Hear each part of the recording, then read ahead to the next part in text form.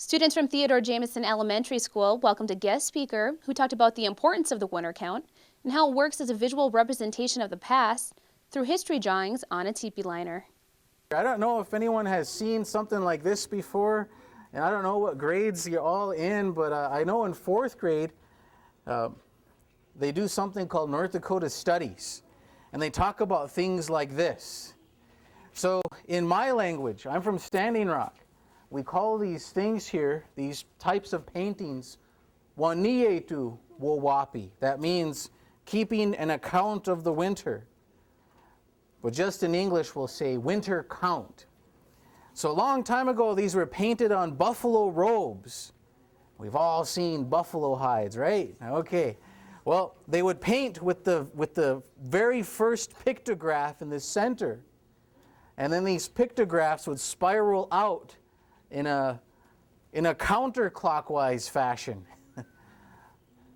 And if you've ever gone out in the field and seen rocks with markings on them, there's a spiral form that's supposed to be the crown on your head, the crown where your hair turns in a circle.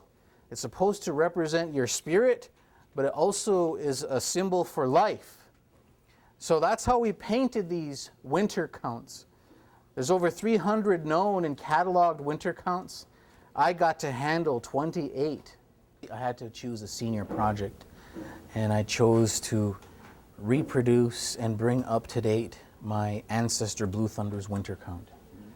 And it was a process, a research history project that took 13 months to research all the stories with each pictograph and memorize them.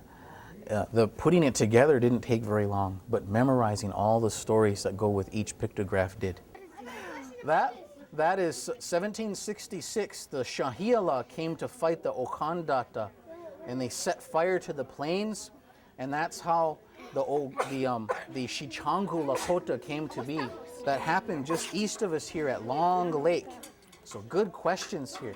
There's two major universal pictographs on nearly every winter count.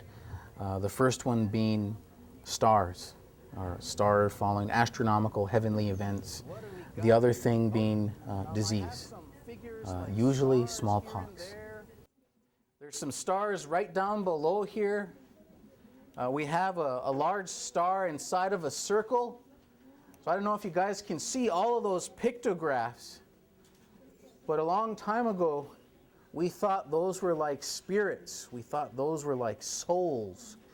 Nagi, I guess you might say.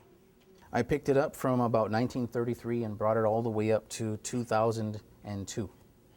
So I ended it with the space shuttle because I like how the history goes from what you might call archaic or